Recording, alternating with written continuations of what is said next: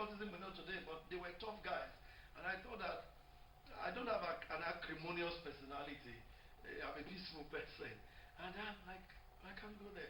But one day I was washing my clothes there in school with this water. You know, I was only had water issues. Put my white shirt there, and it didn't turn red. I said, God. And then somebody said, you can do something about it. So that was my calling to student unionism. I contested for the elections to be elected president of the Students' Union at Ekpoma. And many people didn't believe I would win. But I won. And I remember the bashing I got from the church during the campaigns. But after I won, all that became history. And when I left school, there was this push from people who knew me that, oh, you can be a good politician. You can be, this country needs you. I remember people like Chief Roque, Senator Fred Brume. These people urged me on that with what we heard you did at school, you can do well. You can be a good leader. Come on, go for it. But I looked at Nigerian politics. I thought it was dead. I thought it was expensive. I thought it was dangerous, dirty, dangerous, expensive. I'm not in for that. I won't touch it. But I always played a social advocacy role. I always wrote about the activities of government. If you read the newspapers, The Guardian, Robo Voice, many other newspapers, I would always write to express my views on how things can be done better and how government is developing our country, how corruption is an issue. So I've done that all along until January 2017. I spend every January since I got born again in fasting and prayer. And that January I was praying, and the Lord said to me, you go in. And I said, going for what? He said, go into politics. And I didn't hear you, please. If you are the one that said it, don't say it again. That thing is dangerous, it's dirty, it's expensive. I'm not in for it. But all through my prayer that year, that's what I kept hearing. And I'm not somebody who takes the name of the Lord in vain. I hardly would say God said so. Hardly would say so. So when I began to share it with fellow ministers, and I mean across the broad spectrum of Christianity in this country, the 5 blocks of Khan in this state, I began to share with them that this is what I'm hearing in prayer. Will you join me in prayer? The brethren from the Catholic Secretariat, the priests that I know that are close to me, the family, I'm going to talk to them. Those from the Christian Council of Nigeria, our Anglican Baptist brethren, I began to talk to them. PFN, of course, the leaders, I began to talk to them. And even the way I see Equa and all, I began to talk to everybody. That pray with me, this is what I'm hearing. And 50% of those church leaders were like, no, don't try it. You are too gentle. Oh, it's expensive, it's dirty, don't touch it.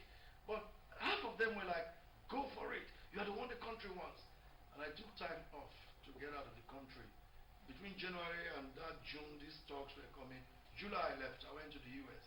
Spent some time in America, went to Canada, took time to really be alone. Not going to church preaching. But some of my friends in the States who knew I was there would say, oh, come talk to our church on Sunday. I went to one church. I was speaking there in Kentucky. And this lady, after I finished speaking, just came up and said, thus says the Lord to you, all that you have ever been through in your life, I've been preparing you for what is just ahead of you. And the Lord says, don't hesitate, go for it. I've prepared you for this day and hour, and you shall be a blessing to your people. The host pastor was ecstatic. Oh, your ministry is going a new dimension. I said, no, brother, this is politics. He said, excuse me, Francis, politics? This is interesting. And I went to California with the Putnams, we talked about it, we prayed, and they also felt that was God. So when I came back to Nigeria, it was a long trip for me. While I was there, a group of students who had graduated from Ekpoma had heard from their pastors that I'm praying about this. And they made a publication calling on me to contest the elections. The rest, they say, is history. Okay, now, let's take this one now. Did you face any opposition in your family and in church? Maybe from your wife or the elders in church? And when you told them that you want to venture into politics, and how were you able to overcome some of that opposition? Of course, I faced serious opposition. In fact, by the time I came back from the US in that 2017, the atmosphere in church was tense. Majority of our church membership wouldn't want to hear of it. And more so when I'm being a conservative. I've preached Christ and Him alone. Christ and Him crucified. I didn't preach any other thing. So why are you missing it now? And they thought I needed prayer. So the tension was such that you could cut it with a knife. So I had to talk to those who were more opinionated. And then they said, oh, you have to call a general meeting. So we called the general meeting of the church. This is not service. This is general meeting. Everybody come. Reverend Gio is going to politics. What do you think? And our church in Area was jam-packed that evening. I'll never forget it. And the first man said, is it true? This one rumor we are hearing. And I had to face them. Question after question. Question after question. And you could see the opposition. Not that they didn't like me. Not that they didn't believe I may have heard from God. But that I think they were more scared of the implication. They were scared of the implication. And I think they were also scared of the possibility of failure. They were also scared of the mudslinging that will come with it, the bashing that will come with it. But one thing they know about me is that when I've heard from God, yeah, the word of God gives me faith. It creates courage in me. It gives me that ability to go, and I don't look back. As long as I know that this is God, I go for it. Nothing shakes me out of that. My wife even called me and said, we have been living our life quietly. And God has helped us see that we are doing well. We children are excellently doing well in school, graduating, professionals, doing well in life. One day we retire, we go to the village and just relax. What's this? And I said to her, yes, for us it's good. But God has called us to be a blessing to others. And we've got to go. So it took time to convince her, convince the children, you're not going to be at that risk. If God said it, He will protect you. Talk to the church. And it was, I would step down from leadership. That's how strongly convinced I am. And it was, I'll step down from leadership. And when it got to that point, they said, okay, maybe God is in it. So let's pray with you. And we started working it out gradually. And of course, by the time I made a choice of a political party, it became another issue. Because majority were in the other party or sympathetic to the other party. Particularly in our area, the party I eventually joined wasn't popular. So that became another issue. It took me time to manage that again, both in the local church, my own local assembly, and then in the body of Christ generally. But I thank God He gave us victory. He fulfilled His word, and we glorify Him. That's the much we can take this evening. We've been talking with Reverend Francis Ejorogene Waive, now member of the Federal House of Representatives. He has been for a very long time known as a pastor, a church leader, and he has shared some of the experiences of his early life in ministry, how he got converted, and then of course the motivation to go into politics and the challenges that he faced. Time will not allow us to conclude all the interview today, so we plead with you that same time next week in this same station, you tune in again to listen to the remaining part, to watch the remaining part of this interview. For today, I must say a special thank you to my crew members, Collins Ofwapo and then Churchill Akure. Till we see again next week, my name is Malcolm Otil.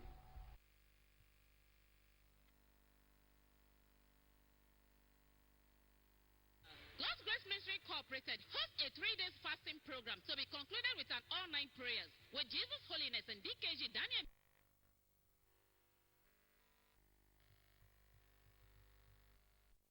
God's grace spread all over the world.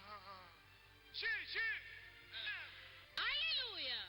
God's Grace Ministry Incorporated hosts a 3-day fasting program to be concluded with an all-night prayers with Jesus Holiness and DKG Daniel Jesu, the demon destroyer, also known as Usurakpeje, meaning the world leader. Jesus Doctor, the apple of God's eye, the only begotten Son of God. Founder, God's Grace Ministry Incorporated worldwide, the bishop of the whole world. Team, arise, O God, and scatter your enemies. Text Psalm 68 verse 1. Date Friday 11th October 2019. Venue God's Grace Ministry Incorporated International Headquarters, 58 Aruba Street, Okomagwa Layout, Warri, Delta State, Nigeria. Time 12 midnight till dawn. Come with your family and friends for your divine protection, as God is set to eliminate all plans of the devil from our lives in Jesus' name. Amen. God's Grace Ministry Incorporated worldwide, preparing people for heaven, heaven, heaven, heaven, heaven.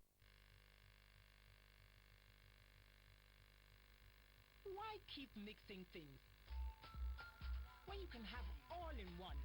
New Mr. Muscle All-Purpose Cleaner. Have the cleaning power, so you can easily dance right through a variety of tough messes like spills and stains, grease and soap scum, and get back to the things you love. New Mr. Muscle All-Purpose Cleaner. Get your power in one. SC Johnson, a family company.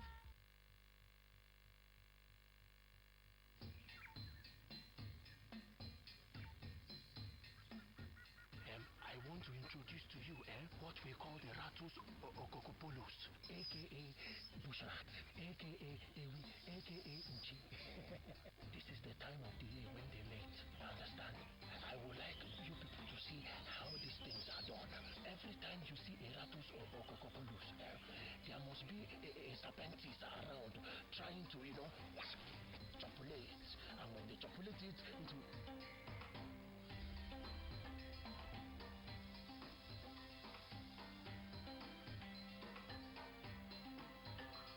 Get more out of life with the new Airtel data plan.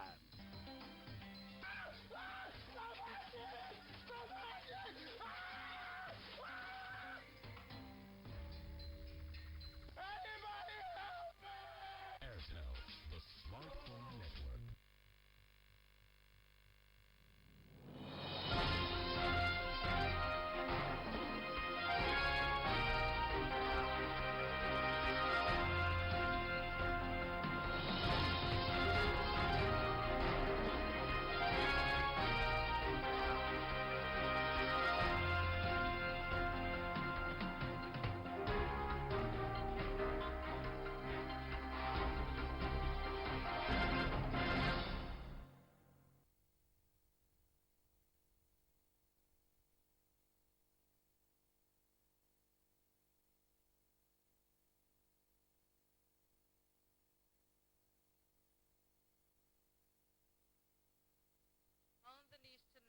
President Buhari presents 2020 budget to National Assembly. Governor Kowahab's on cooperation between labor and government promises to pay new minimum wage. House of Assembly receives state audit reports. Correspondent looks at food quality. And in sports, Super Eagles lock hands with Brazil in friendlies weekend.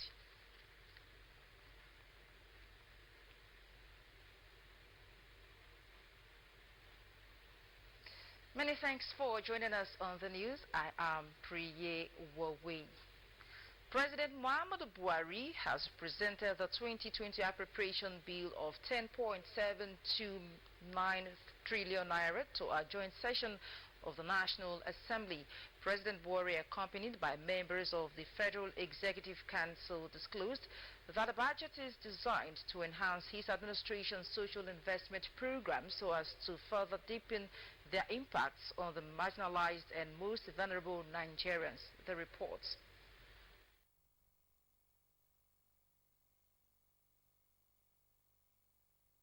President Muhammadu Buhari, who arrived at the National Assembly chambers at about 2 p.m., said 262 billion naira was allocated to the Ministry of Works and Housing, Transportation 123 billion naira, UBEG 112 billion naira, Defense 100 billion naira, and Agriculture 83 billion naira.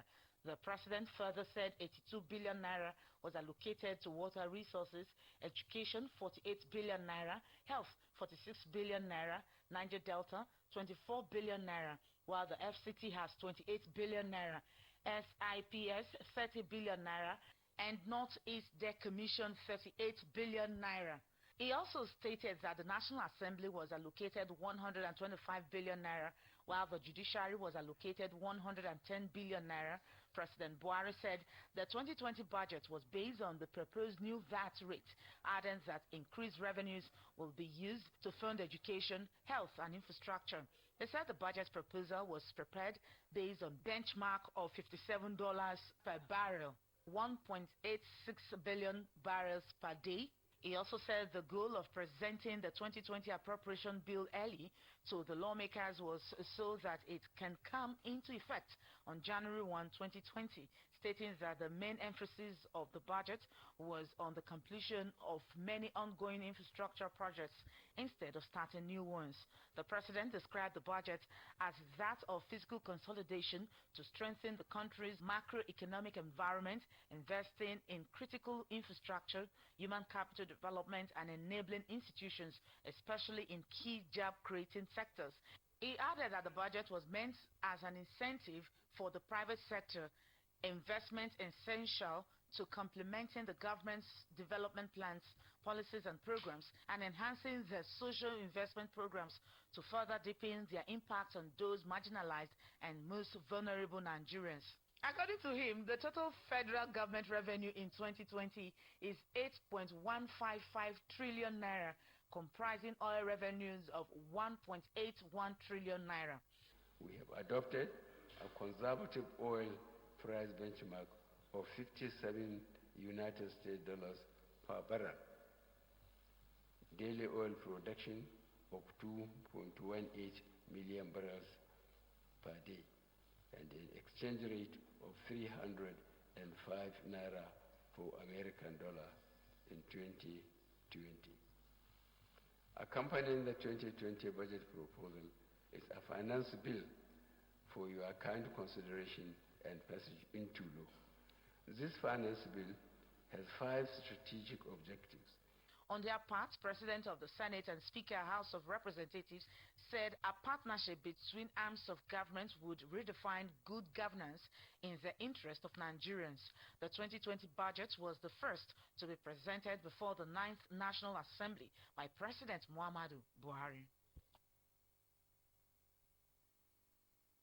Reactions have begun to trail the presentation of the 2020 budget to the National Assembly Tuesday, October 8 by President Muhammadu Buhari. The latest is coming from the House of Representatives, which commenced debate on the 2020 appropriation bill on the floor of the House. The debate, however, came with some drama as Kingsley Chinada raised a point of order that the budget was not ripe enough for consideration since details of the budget did not come with the presentation. He was, however, quickly ruled out of order, paving way for comments by members. Relying on the speech of the president, various members hailed the general principles of the budget. Chief Whip of the House, Mohammed Mungundo, expressed happiness at the allocation 83 billion naira to the agricultural sector, which he said was important in combating unemployment in the country. The Nigeria Liquefied Natural Gas, NLNG, says it has for the federal government over $100 billion in revenue and has paid about $8 billion in taxes.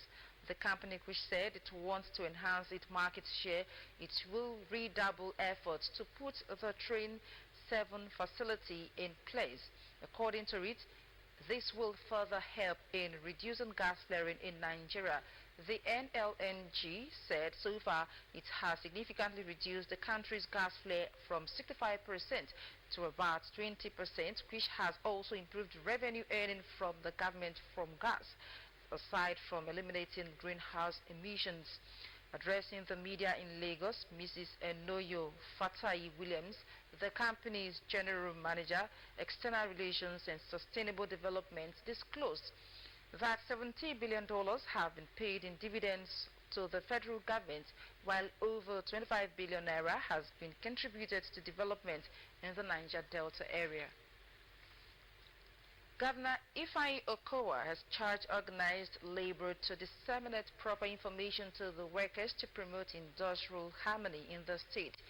Drtv Warri Government House correspondent Miriam Wake reports that Governor Kowa gave the charge to the Trade Union Congress TUC Delta State Council, who visited him at the Government House at Sabah. Governor Kowa told the labor leaders that if they worked hard and made their mark, the people would recognize and appreciate them. The governor stated that for society to progress, there must be a peaceful environment in the workplace. He acknowledged the cordial relationship between government and workers, explaining that where the partnership is real, the people will benefit more from government. He urged the organized labor to disseminate the right information to workers to boost the partnership between workers and the government. Senator Okowa reassured Deltans and the working class that his administration would do its best to uplift the standard of living in the state. The governor also reaffirmed the commitment of his administration to paying the new minimum wage once negotiations between the federal government and organized labor were finalized. Chairman of TUC in the state, Comrade Martin Bolum, had thanked the governor for his numerous achievements in governance and pledged that the trade unions will help in enlightening workers and government activities. Comrade Bolum said the state TUC is ready to help workers to get what they deserve. Some government functionaries were present during the visit.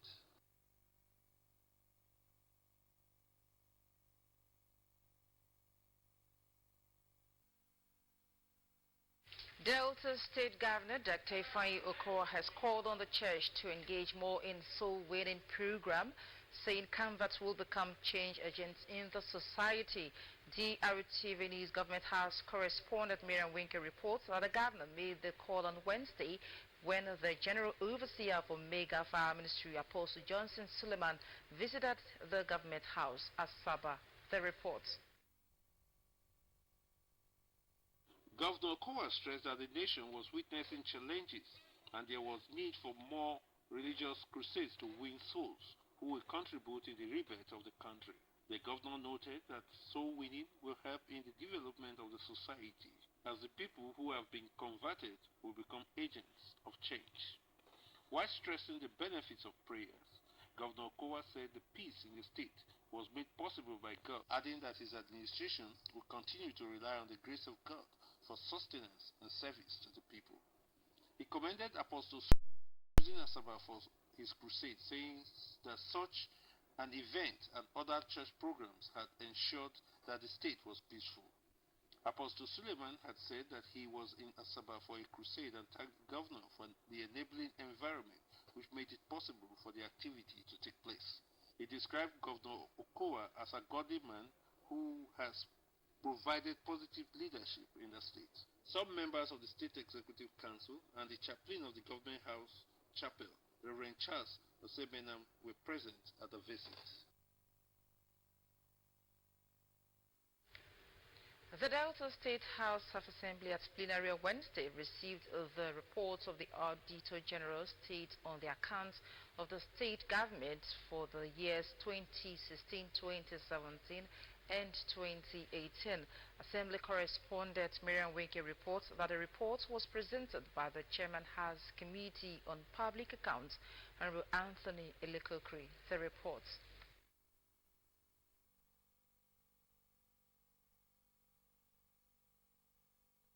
The Speaker, Right Honorable Sheriff Oborewori, House, however, referred the report to the Public Accounts Committee for scrutiny and to report back to the House on 10th November 2019. The Speaker commended the Auditor General State for the prompt submission of the report in line with the requirement of the State Financial Law. The House also at plenary received the report of the Hallowed Committee to review the Customary Court Law 2019. The report was presented by its chairman, Honorable Tim Owefere, who is also the majority leader of the House.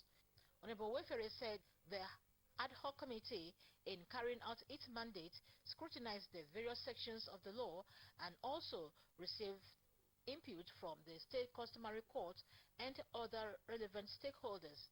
He said a proposed amendment made on Section 5, Subsection 3, which tenured the position of a judge instead of a pensionable position. The report was received for further consideration following a unanimous voice vote. The first reading of the bill has been slated for Tuesday, 15th October 2019. The House has adjourned plenary to next week, Tuesday.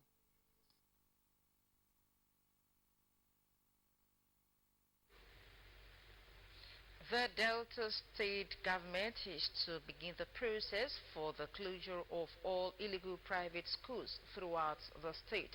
The Commissioner for Basic and Secondary Education, Chief Patrick Uka, made the call in Asaba when members of the Association of Private School Owners of Nigeria, APSON, paid him a courtesy visit. He said that the Inspectorate Department of the Ministry will soon embark on the closure of private schools that had not completed their registration processes that will qualify them to operate.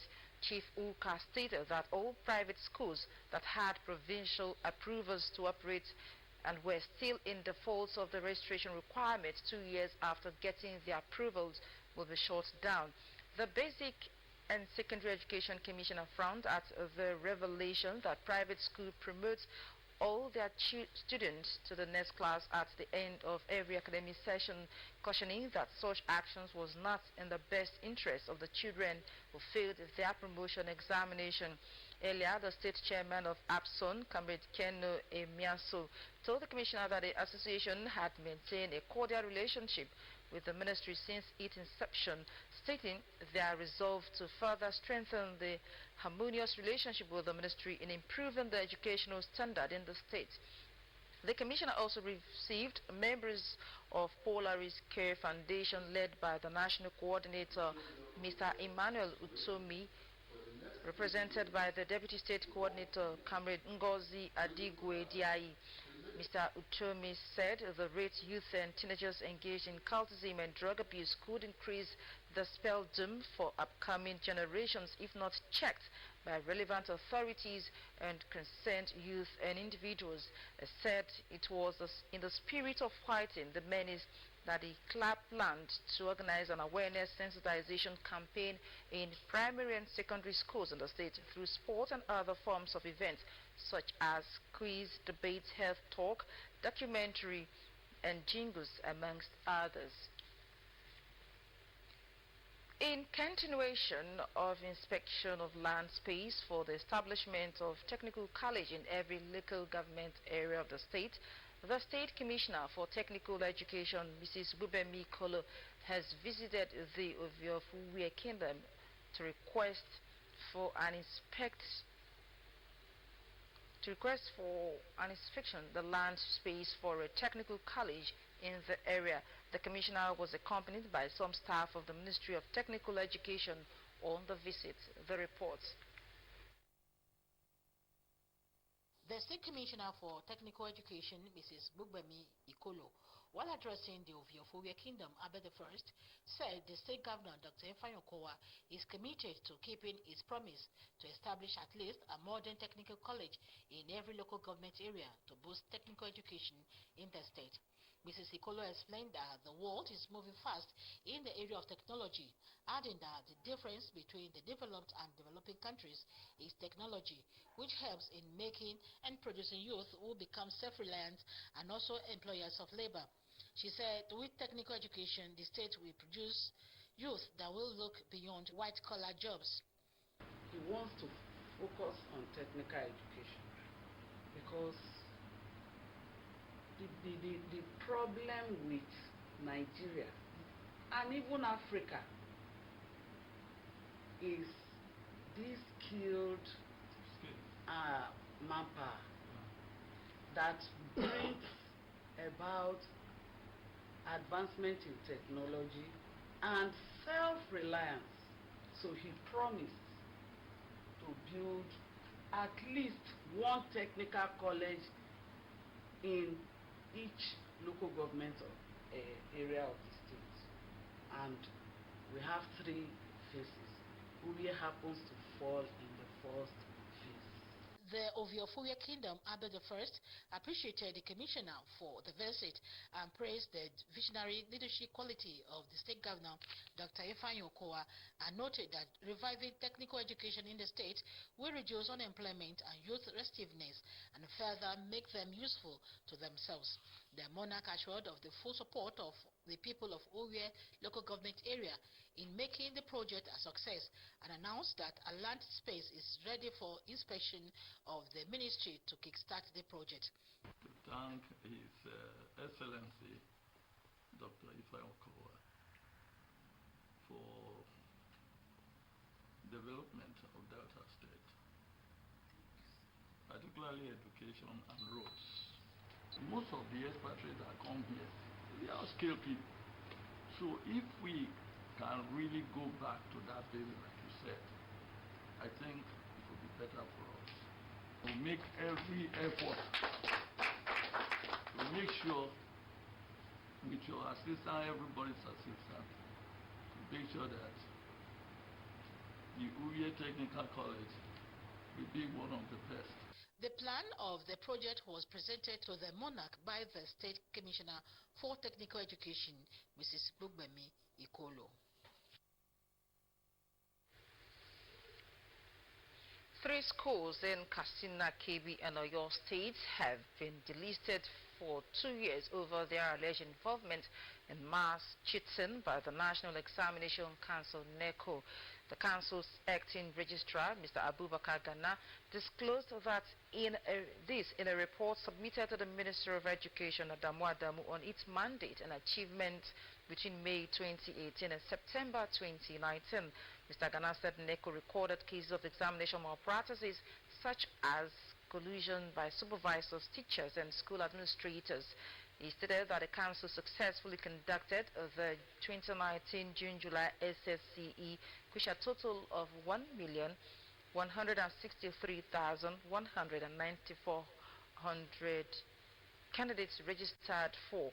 The NECO registrar further registered a total of 40,630 candidates were involved in various malpractices, while 18 supervisors were blacklisted for poor supervision, aiding, abetting, and convenience with candidates to perpetrate examination malpractice.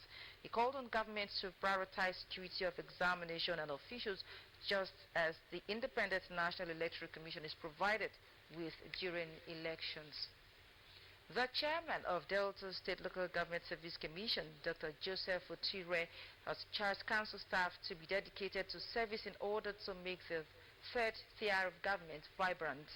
Dr. Otire gave the charge during a familiarization tour to Warri North and Ethiopia West local government areas. The report.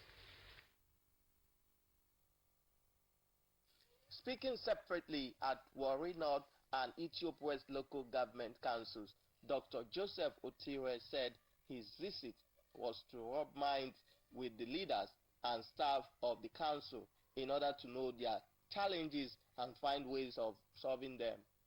Dr. Otire affirmed the commitment of the state government towards fast-tracking development in the grassroots through a viral local government system. He urged heads of personnel management of both councils to motivate their staff by ensuring improved welfare and effective service delivery so that those at the grassroots can feel the impact of government. Dr. Otire also urged the council staff to shun corrupt practices and lackadaisical attitude to work. Our duty is to make sure that we train and retrain staff of the local governments without wasting time. As we assumed office 2 months ago, we held a retreat in Sapele where the 25 APMs and the 25 treasurers were invited for a retreat to enhance their knowledge. And so that is one of the major cardinal points of the commission. And that will continue as far as this commission is concerned. In their separate responses, the head of personnel management of Warri North Council, Mr. Augustine Amigo, and his Ethiopia West counterpart, Mr. Macaulay Ukuchemuya, highlighted some of their challenges and appealed to Dr. Joseph Otire to assist them. They appeal to Governor Okowa to implement the 2% agricultural fund to enable the councils go into farming and boost food supply. The result of this is that the Department of Agriculture is made redundant. In this area where both the federal and state government are paying a great attention to agriculture, the local government should not be left behind. Consequently, I wish to kindly suggest that you use your good offices to influence AGOM to show more interest in the payment and release of this fund monthly to enable the Department of Agriculture in local government. Dr. Otire also paid a courtesy visit to Chairman of Warri North and Ethiop West Councils, Mr. Aduge Okorodudu and Mr. Solomon Goli. The visit of Dr. Otire and members of Delta State Local Government Service Commission to councils in the state continues.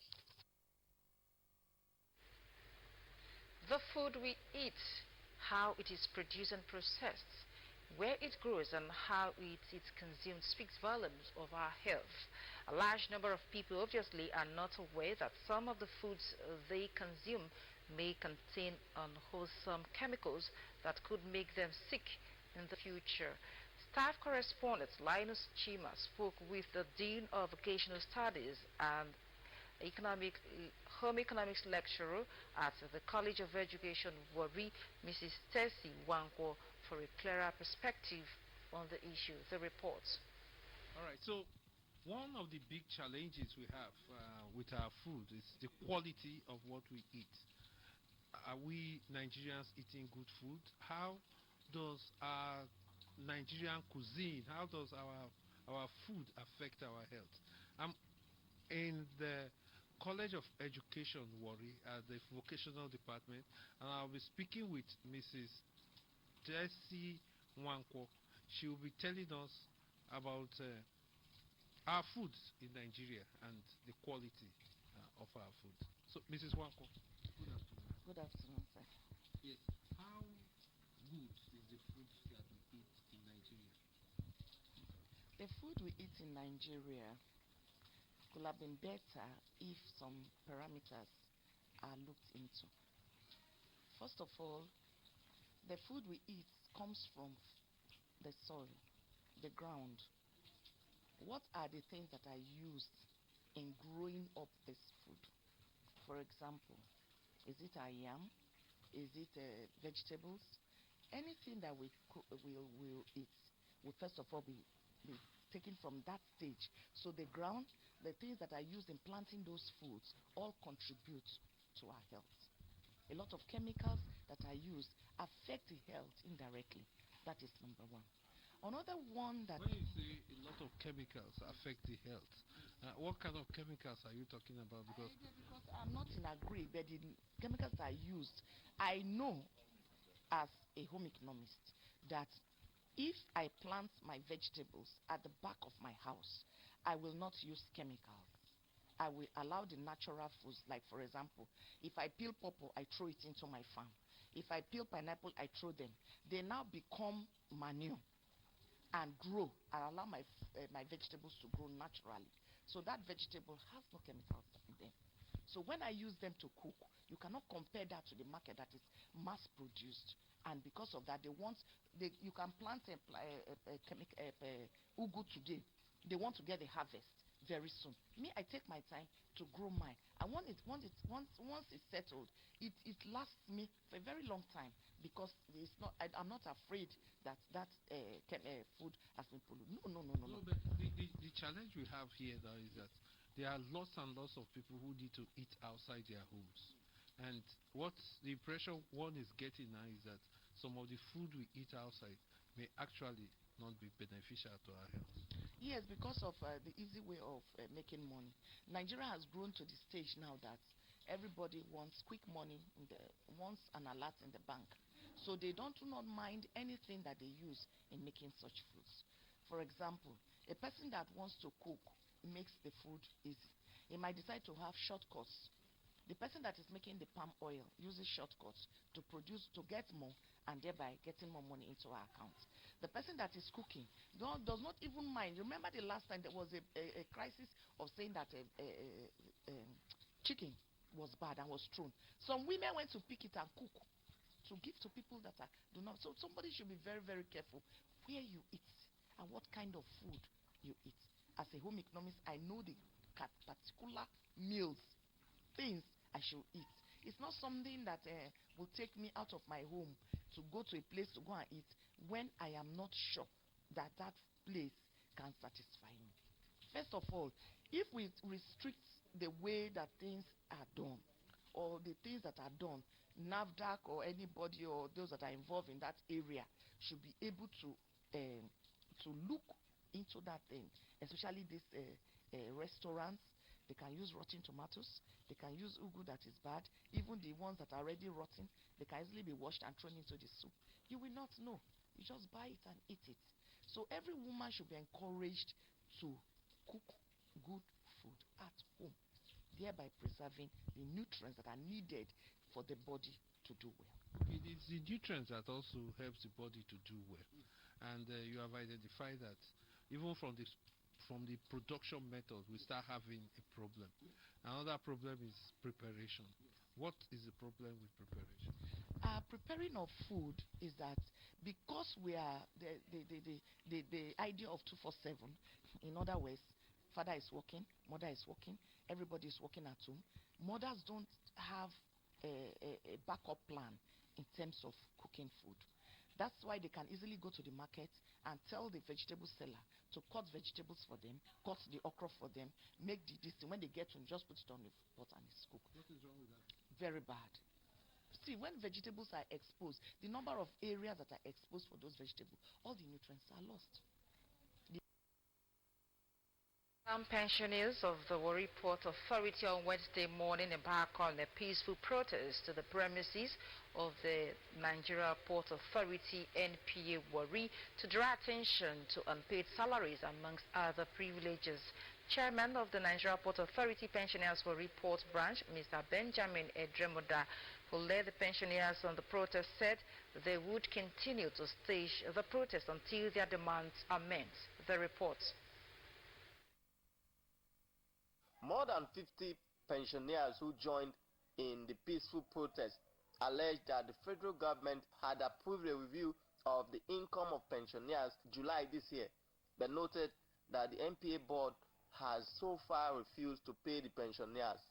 The chairman of the NPA Warri Port Pensioners, Mr. Benjamin Edremoda, who said most of the pensioners have relocated to the village due to the inability to pay rent as well as support the education of their children, appealed to President Muhammadu Buhari to intervene and prevent the pensioners from experiencing further problems. He said the protest will be peaceful but consistent until the NPA board listens to them. NPA should pay us our rights and benefits. To look at what is there. We had this issue with NPA. Over increments, right payment and the rest.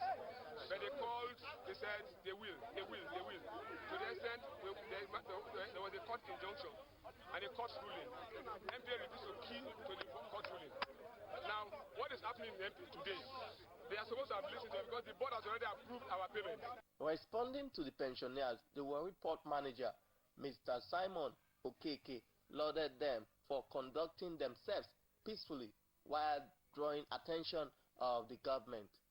He assured that their demands would be taken to the appropriate authorities, explaining that the new board is a human-friendly one, which will look into their demands. The management of Nigerian Ports Authority will address it appropriately. And I've already assured them that the management we have at this moment is a management that is human-oriented. We've never had it before. So my advice to them is that they should keep their calm. This matter will be forwarded to the appropriate authority. The pensioners who marched some distance within the premise of NPA promised to continue to stage the protest until their demands are met. The 18th Joint Planning Board and National Council on Development Planning NCDP meeting is holding in Delta State from today to Friday, October 11, 2019. A statement signed by the Delta State Commissioner for Economic Planning, Dr. Barry Peregbe, says Vice President Yemi Oshibajo will declare the event open at Event Center, Okpanam Road, Asaba at 9 a.m. each day till Friday, October 11. It adds that the state governor, Dr. Ifeanyi Okowa, will also deliver a keynote address at the meeting with the theme State Fiscal Sustainability and Economic Diversification in Nigeria on Friday. The statement further says the JPB and NCDP meeting are organized for senior officials in charge of budget and fiscal planning matters, as well as agencies responsible for budget planning matters, representatives of the organized private sector, development partners, and civil society organizations to interact among themselves on socio-economic issues. And on the foreign, the United States says it will impose visa restriction on Chinese officials accused of involvement in repression of Muslim population. White House says this follows the decision on Monday to blacklist 28 Chinese organizations linked by the United States to allegation of abuse in the Xinjiang region. United States Secretary of State Mike Pompeo said the Chinese government had instituted a highly repressive campaign. Mr. Pompeo accused the Chinese government of a string of abuses against Uyghur, ethnic Kazakh, Kyrgyz Muslim and other minority Muslim groups. China has rebuffed the United States move, saying the accusations are excuses for the latter to deliberately interfere in her internal affairs. And Turkey has increased its forces on the Syrian border ahead of a long-threatened incursion that could target Kurdish-led forces allied to the United States. Turkey's presidential aide said the troops would cross into Syria shortly. The country's government said it wants to create a safe zone cleared of a Kurdish militia that will also house some of Turkey's 3.6 million Syrian refugees. President Donald Trump has withdrawn United States troops in the area in a controversial decision widely condemned at home and abroad. But Turkey regards the Kurdish militia that dominates the United States-allied Syria Democratic Forces (SDF) as terrorist group. About 800,000 homes and businesses and other locations in Northern California, United States, are being disconnected from electricity supply by a power company in an attempt to prevent wildfire. The region's utility company, Pacific Gas and Electric said the shutdown could last several days, drawing anger from some residents. The company says with weather forecasts predicting high winds, the move is intended to prevent the risks of power lines igniting the kind of wildfire that devastated large areas of the state in the past. Correspondent says that huge campfire in the town of Paradise destroyed 150,000 acres and left 86 people dead last year. The 2017 tax evasion case between former Super Eagles captain Augustine Okocha and the Lagos Internal Revenue Service (LIRS) has finally been settled. Lagos State Prosecutor Mrs. Akindele Pitan told Justice Adebayo Akintoye of an Igboshere High Court of Lagos Wednesday that Okocha has visited the LIRS office and reconciled his accounts. Lagos State then applied to the court for an adjournment to enable it file a notice of discontinuance of the charge against the former BBC Footballer of the Year. Justice Akitoye granted the appeal and withdrew the warrant of arrest issued on the defendant. Further hearing was adjourned to November 14 to enable the prosecution file a notice of discontinuance of the charge. Super Eagles of Nigeria will on Sunday score up with five-time world football champions Brazil in a friendly encounter at the Singapore National Stadium, Kallang. Earlier, Super Eagles stars Wilfred Ndidi, Alex Iwobi and Williams Trust Ekong were well received by cheerful Singapore fans on their arrival at the team's Forefront Hotel based Singapore.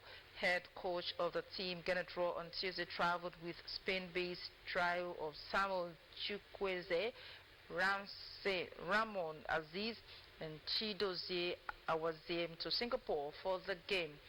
Lila of France forward Victor Osimhen and Club Brugge of Belgium striker Emmanuel Dennis have also landed in Singapore for the game.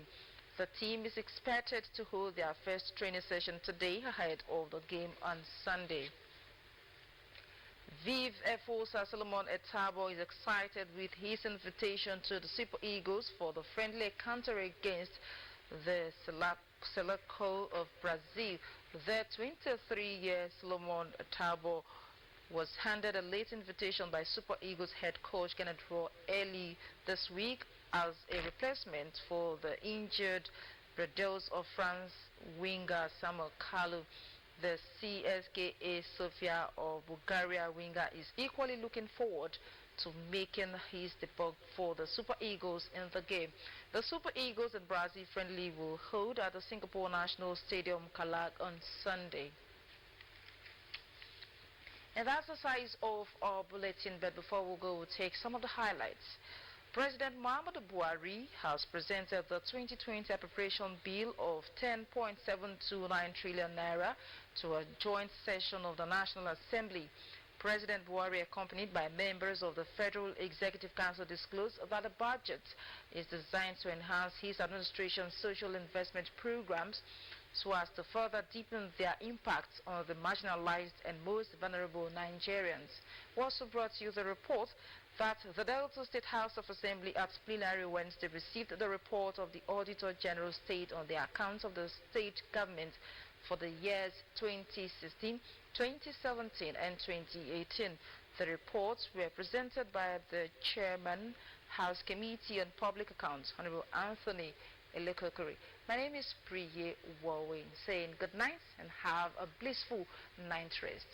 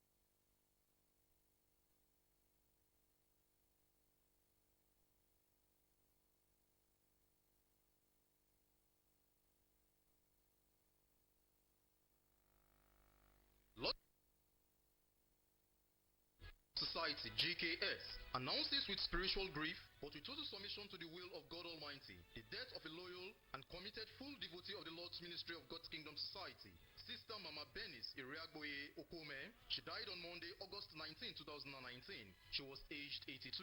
She is survived by 3 children, several grandchildren, relations, and numerous Christian brothers and sisters, amongst whom are Sister Tumini Amaiga Okeke, daughter, Sister Comfort Okeogene Okandiji, daughter, Sister Charity Ogunsoya, daughter.